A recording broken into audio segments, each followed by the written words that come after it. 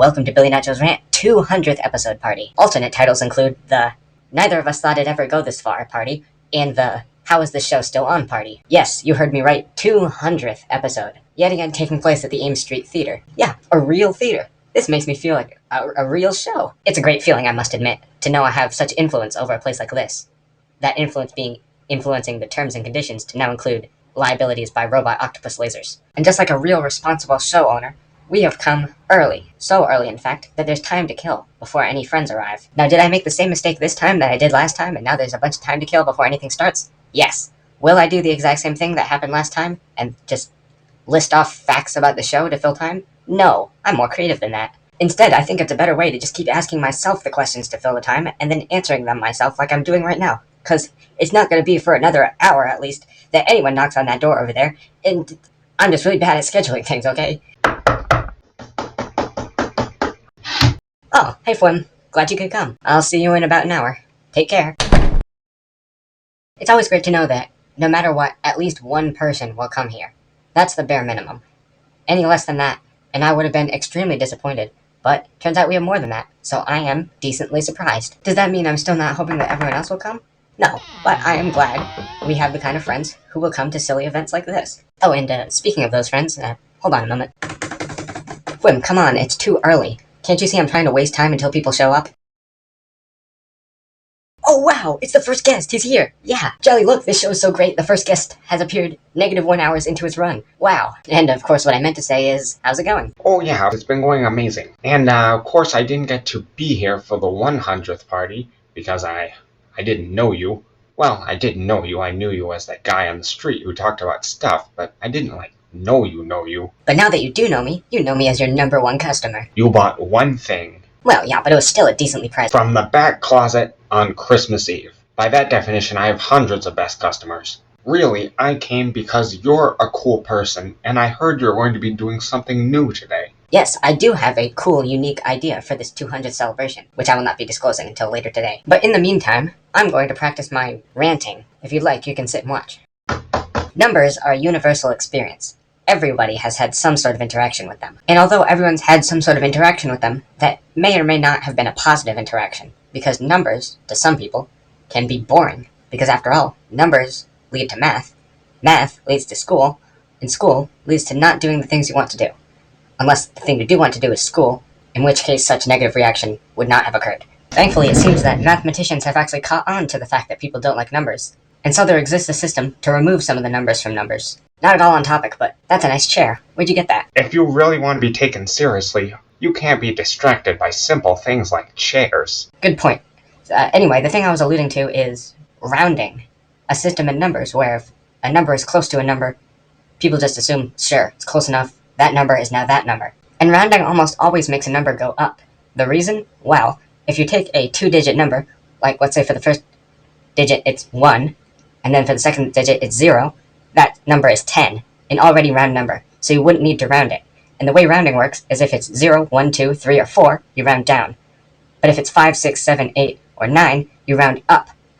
And so, since if the number ends with 0, it's already going to be rounded down, there's more ways for a number to be rounded up than there are for it to be rounded down. Wait, does my point make any sense? Because I'm not really good with numbers. Your point, though boring, does technically make sense. Isn't that Jelly's job to make sure you don't say stupid things? No, I'm always going to say stupid things. Jelly's job is to make sure the stupid things I do say make sense. Well, where is she now? I think setting up for the show, if I'm not mistaken. Yeah, we agreed yesterday that we'd each do specific things to make sure that the show's ready by the time people start showing up. Yeah, I think right now she's fixing the banners outside.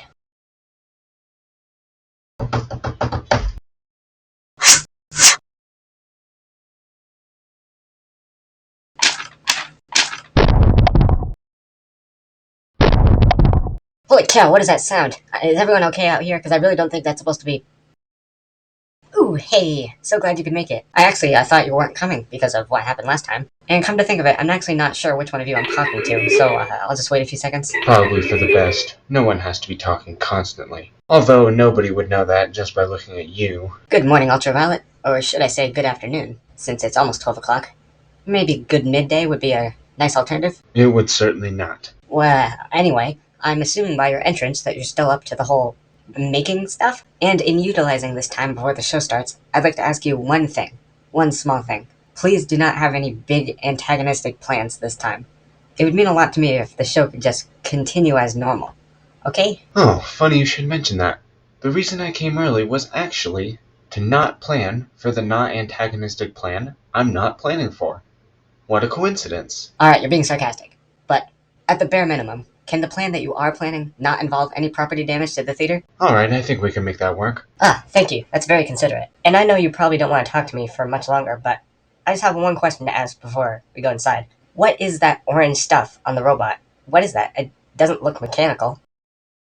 And now, back to gun science. Hi, I'm Andy Average. And I'm James Normal Man. Today we're going to be testing what is by far our most requested myth. When people are shot with bullets, do they get hurt? Gee, I don't know, Andy. How would you even test something like that? Funny you should ask that. We have the answer. This block of orange stuff is called ballistics gel. Its structure and squishiness is a lot like you and me. However, unlike you and me, it doesn't feel pain. Most likely. Out of the way, Andy. I'm trying to take my shot. As you can clearly see, none of the bullets went through the gel. So yes, it is true. People are bulletproof. Myth busted.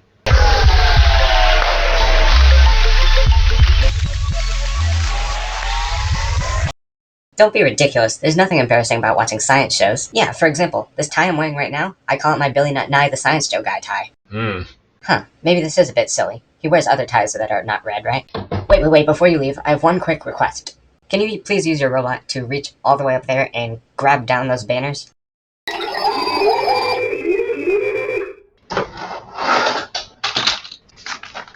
Thank you so much. You are now free to walk about the cabin. Alright then, I guess we're making this exchange now. And, I trust that you'll use this responsibly. Or you could just not use it at all. That would also be pretty safe. Although I guess there's really no reason to be nervous, because, you are very responsible, and it's not like your name is... It's me, Tenerbot. Tenerbot, where did you come from? I have silently inserted myself into the scene. Like a spider laying its web in the corner of an old house. Don't you know it's a little bit early? Did you not read the invitation? A. No, I didn't read the invitation. And B.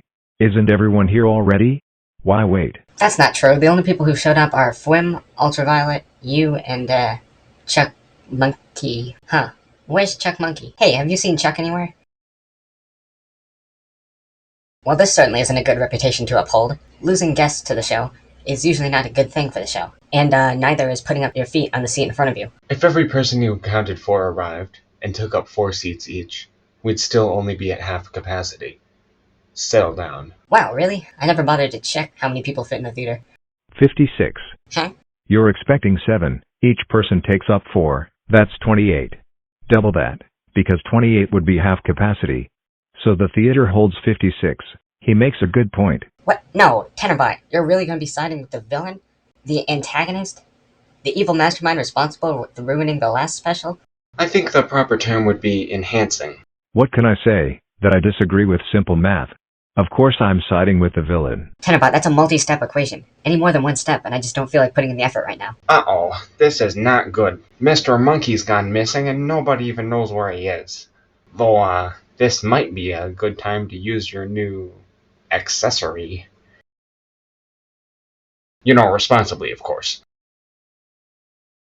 Give me back my hat, robot. I have an activity to get to of some degree of importance, and I can't be spending my time pulling my hat off your stupid foot. Oh, hello there. Yeah, I'll be in there right a moment, but I'm trying to demagnetize my hat from my friend's giant robot. Yeah, you see, since the only piece of armor I like wearing is a helmet, I figured if I put a magnet in the helmet, it'll direct all incoming metal objects into the only armored piece, and protect me from metal.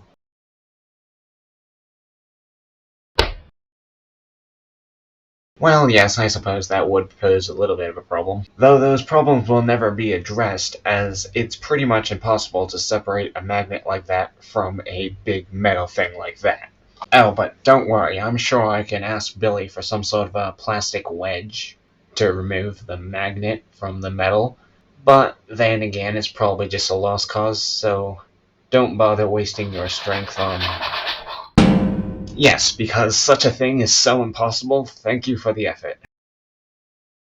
Alright, everybody's here now. So that means, finally, now it's time to start the show. And with starting the show, revealing my secret plan to make this a very special occasion. Is this okay with everybody? If anyone has any insight they'd like to declare before acquiring the knowledge of what the special condition is going to be, you may release it now. Your shirt looks ugly. Thank you, Tennerbot. Alright, today's special event is going to be everyone is going to... You're gonna start without me, Billy Nut Joe? How could you think of starting the show without me? I just figured you'd come in unannounced like you always do, so there was no need to wait. Huh, I suppose you're right. I've never been one to follow anyone else's schedule. So, what were you saying about that special something? Okay, this time I'm going to say it for real. What is the point of inviting a whole bunch of your friends over on a show where all you do is talk about stuff that interests you? Well, here's the twist. Today, anyone who wants to is going to get their own segment, and they get to talk about whatever stuff they want to. It's not very complicated, but I still think it'll be just enough for a special episode. Now, the real question is, who wants to go first? Fine, you can go first. I'm just doing this for the attention. Well, I'd say attention is not very practical if no one gets to see it. Luckily for you, I brought my camera. I was not aware that thing took videos. Unfortunately now I forgot the whole recording videos thing, but it can take pictures really fast. And, after all, a video is just a bunch of moving pictures. That's why they're called motion pictures. So I just figured we could match up the sounds with the mouth movements. I see no issue with that. Alright now then, it's been decided on who's going to go first. And we can start right after you get off my table. Oh, I'm sorry, was somebody going to use this table? Because, if so, you really should have sent an invitation to me detailing how I should not be standing on your table and should instead be sitting in those seats. Alright, I'm sorry I didn't send you an invitation, but it's Fwim's turn now, and you really need to get off the table. Fwim the cat? Of course Fwim the cat. How many Fwims do you know? Yeah, I thought you'd say something like that. You don't know much about me. Fine, you're right. I don't need to know much about you. I know two things. One, you're standing on my table, and two, you make really bad pizza. You will regret that sentence by the end of today, nutjob. Just like how I really regret standing on this table, because you really hurt my feelings. Would you be interested in a hug? No, I would be interested in a pizza cutter and some cheese. Without any further ado, here's Fwim, everyone.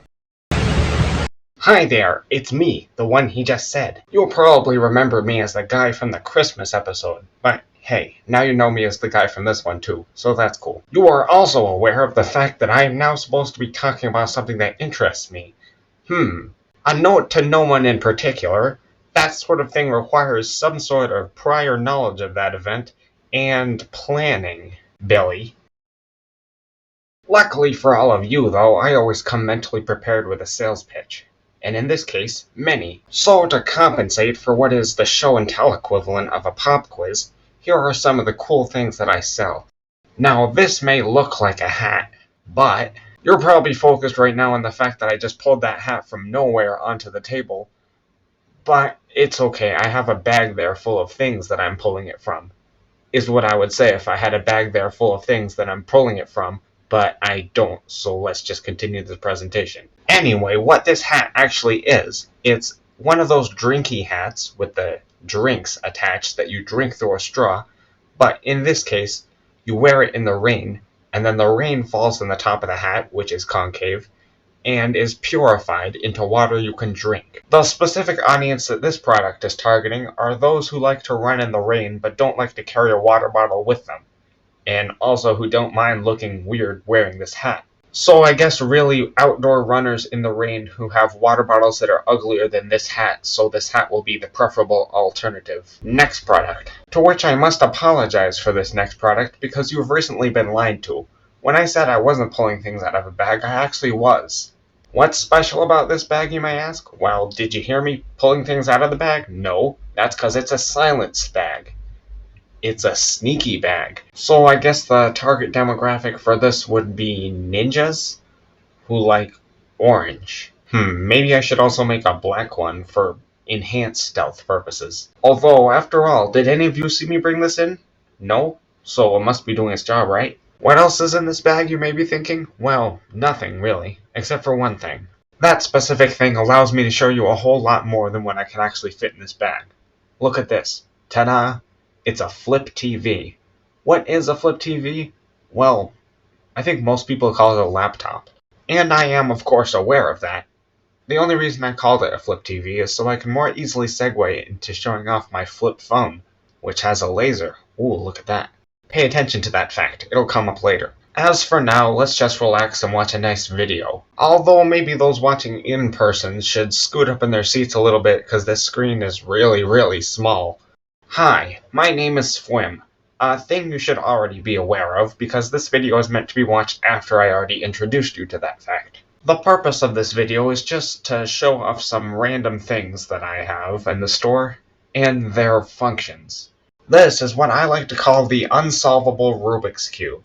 Because, well, it's an unsolvable Rubik's Cube. I figured it'd be a funny prank to pull on a friend who thinks that they're smart enough to actually do one of these. However, unfortunately, while designing the thing, I had a bunch of actual Rubik's Cubes at the table, and it might have gotten mixed up with one of those.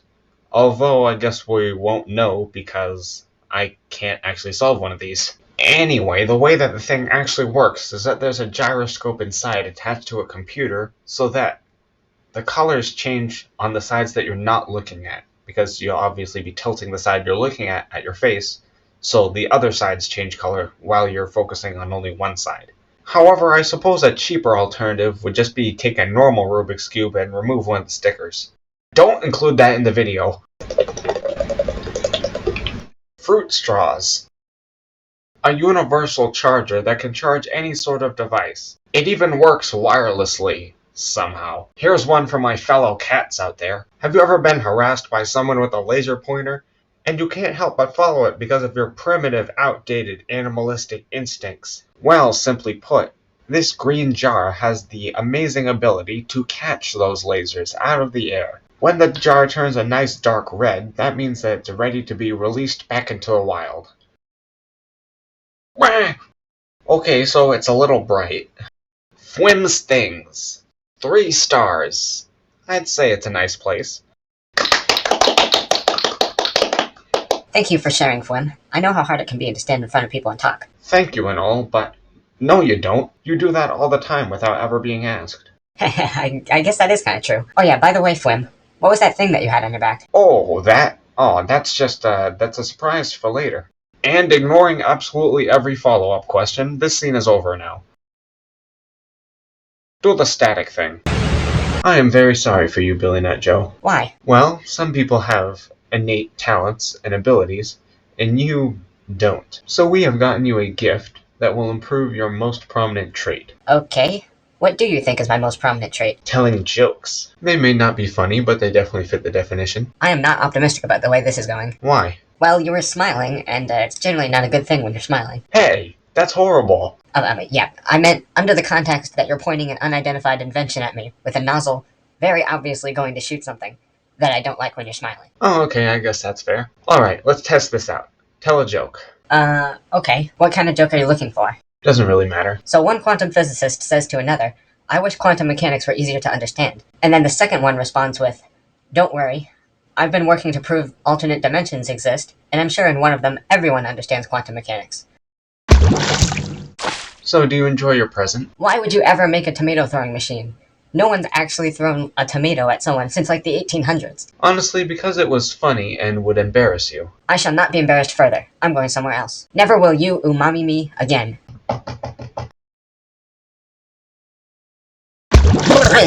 What's the range on that thing?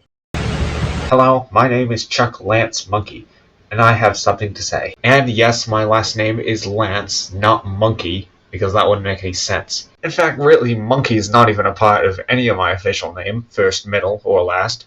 It just has a nice flow to it. Chuck Monkey, Chuck Monkey, Chuck Monkey. Hello, Chuck Monkey. But the real reason I'm doing this segment is, though most of the attention deservingly goes to my friend, I still have some interesting things that I'd like to share. Like, for one, did you know that recently I magnetized my hat so that if I'm attacked by a metal object, then... Oh, what's that? You already heard that? Because of the previous segment where I got my hat stuck on the thing? Yeah, I know. But there's another thing. Did you know that my real last name is...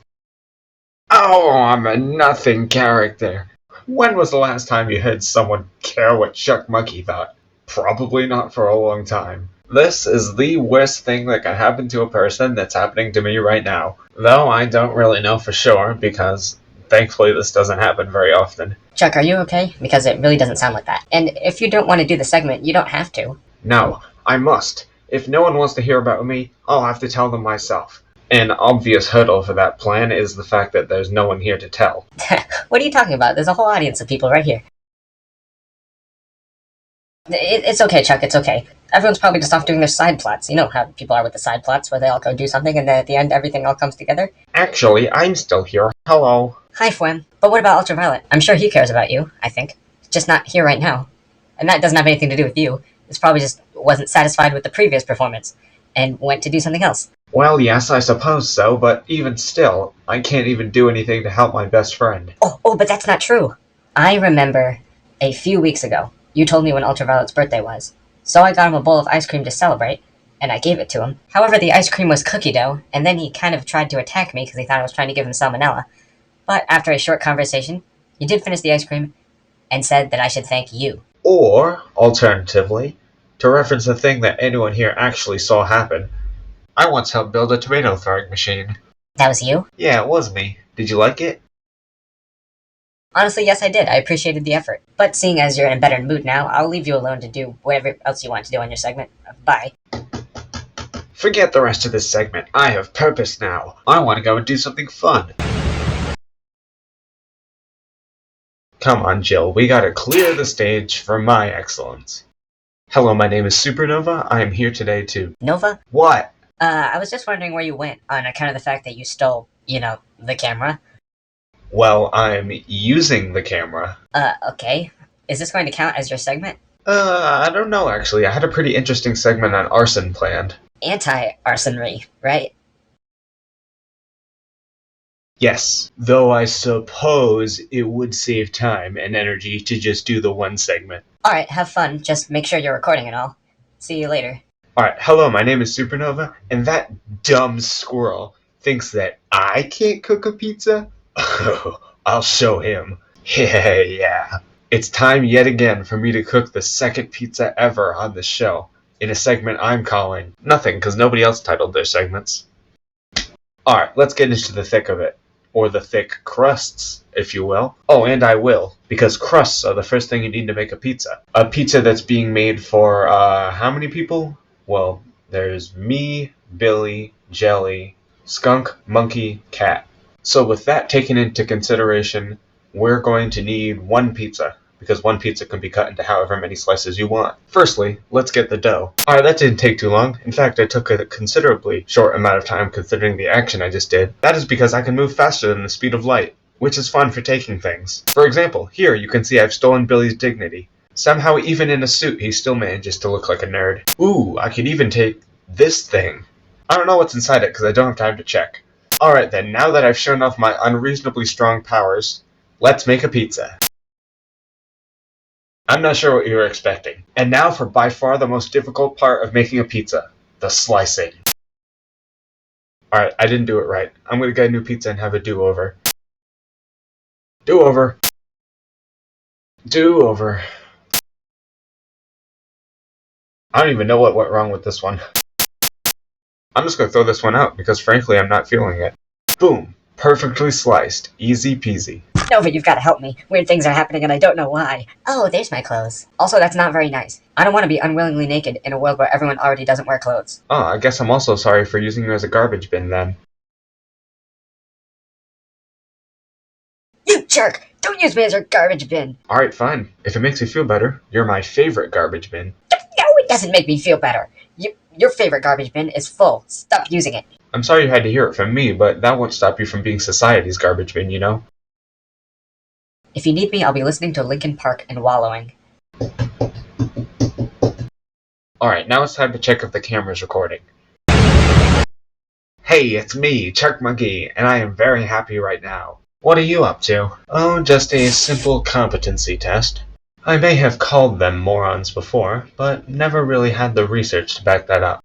Alright, and don't interpret this as me saying this is not a good plan, but after the whole last time with all the robots and stuff, all you have planned for today is a simple who's who? Yes, Chuck. Even the stupidest of people can destroy a giant robot. The true determining factor in worthiness of an opponent is a test of problem solving. Okay, but wouldn't it be kind of obvious if she has that big rectangle package thing and you don't? It is true I did not take that into consideration because I did not know it would be a factor. Luckily for me, she seems to have lost it. I'm not sure how you'd lose something that's always on your back, but maybe that can weigh into my results. Yes, I suppose that is all well and good, but really, the point of all this, what is it? Billy Nut Joe never seems to do anything, let alone anything that would threaten you, so why are you always trying to mess him up? You want my motive? Well, ever since we've been on a full-name basis, I've been trying to discover my motive. And recently, I've finally figured it out. If I can defeat a main character, I can do anything. And I don't suppose you know any others with a show, do you? No. Mr. Nut is the only one with a show, and thus my objective. Huh. I guess that is a pretty good reason. Well, of course I wish luck to you in your endeavors of whatever this is. Bye. I am very sorry that that happened to you. I definitely can't say that I know what it feels like for that to happen, but just know we definitely care about you. In fact, we care so much that Jelly and I have prepared a special surprise for you. I just need to go and find where she is. Would your present involve mitosis at all? Hello? Yeah, excuse me, what's happening here? Now, I've known Jelly for a few years now, and I know a lot about her. She's smart, she's nice, and she likes to listen to things for long periods of time. But I think the most notable thing I know about her is that she's singular. So please, does anyone have an explanation as to why there are two? Yeah, actually I do. You see, this is merely a test of intelligence to see how quickly you can discern your friend from your enemy. And I don't suppose you know any strategies to figure this out on the top of your head. However, luckily, I myself know the best solution to this problem. So which one's yours? Oh. So, do you have any strategies for figuring this out? No, I can't really say that I do, because this sort of situation doesn't usually come to mind. Well, surely you know what your friend looks like. Yeah, I do. Big pink eyes, gray stripy tail, black mask thing. And that does not narrow it down in the slightest. You know, this would make a really cute Halloween costume. Yeah, but it wouldn't make a very good detective costume, obviously. Hey, no need for attitude. We're both doing the same problem. We both have to solve the same puzzle. Why can't we just work cooperatively? Yeah, I suppose you're right. Do you know any questions that only Jelly could be able to answer? Off the top of my head, no. But why work hard when you can work smart? If you're the real Jelly, raise your hand. Oh, wow, why didn't I think of that? Oh, remember to call me when you win your Nobel Prize, because that was genius. Hey, I get the participation trophy. I don't see you trying to solve anything. You're just asking me questions. Hey, did you happen to see our package? It was sort of rectangular and very big. And really, from what I've heard about you so far, you seem to be the most likely candidate to have stolen it. Oh, seems my suspicions were correct. Just here on the floor. Very ceremonious. Would you like to try my pizza? No, as a matter of fact, I'd like to stop this conversation here and never continue it. You jerk. What could I possibly have done to deserve this? Oh, I don't know. The one on the left seems pretty real. Yeah, but we only get one shot. We have to be absolutely sure that's the right one. Excuse me for a second, Billy. Can I have a word? I think this would be the most appropriate time to give you our gift now. I'd like to ask Jelly first, but that does not seem to be an option. Yeah, just pull a little, and I'll pull the rest of it out from the box. Well, I had a few expectations, but none of them were katana. You two got me a katana? For the 200th episode anniversary party thing? No, we got you your katana for the 200th episode anniversary party thing. This here is the same fiberglass katana that you imagined during one of your rants. I don't remember doing that. Well, it seems Jelly remembered. Aw, that's so sweet. But which Jelly is the one who remembered? Y'all a bunch of morons. There is only one way to find the real raccoon, and it's not very secretive. Tenerbot, where have you been this whole time? Waiting, patiently must I clarify, for my time in the spotlight. Oh, hi there, Jelly. Oh, hi there, not Jelly. Sorry, Mr. Violet, but there's no fooling the genius Tenerbot. Now it's time for the stupendous Tenerbot to finally get his own segment.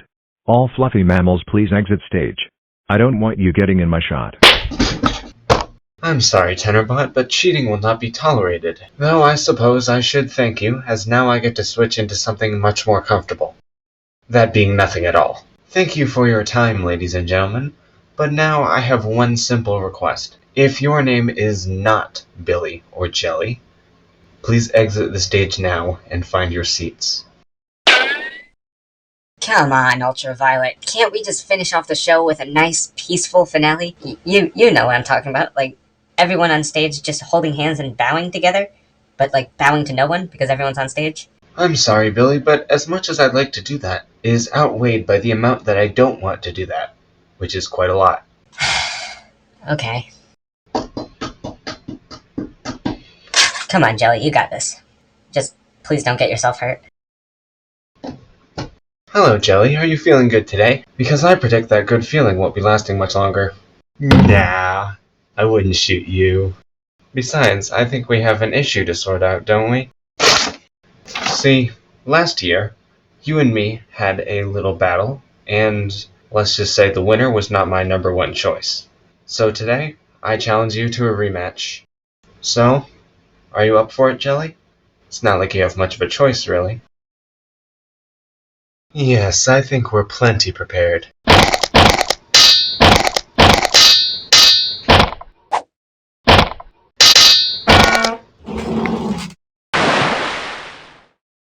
Wow!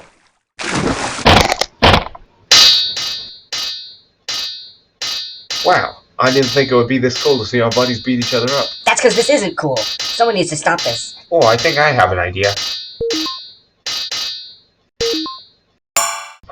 Don't you know attacking the eyes is cheating? Has no one taught you the rules of ruleless fighting? Because believe it or not, there are rules.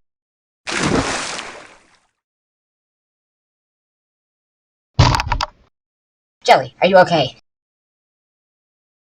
Ah, phew. That's good to hear. And it also seems that nothing was damaged during the battle. So, seems like we're clear on that as well. Yeah, that was certainly a lot more orderly than the last fight. Though I suppose this one did have a lot less robots, guns, and robots with guns. But still. Oh, thank you, I've been meaning to clean that. As for you, Ultraviolet, I am incredibly disappointed. Not only has history repeated itself by the fact that you picked an unnecessary fight in the theater, but history has also repeated itself in the fact that you picked an unnecessary fight in the theater and then lost. Oh, so sure? Take a look at the rules list for the theater, Billy. Number 7.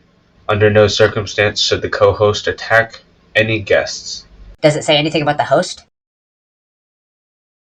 Nah, don't worry. I'm not a violent kind of person, or really dangerous in any way. Besides, you were the one who initiated the fight, so that rule doesn't really apply here, does it? Huh. I knew there was a flaw in this plan somewhere. Thanks for pointing it out. But hey, now I get to try the backup plan. Good luck sorting this out with the theater guys.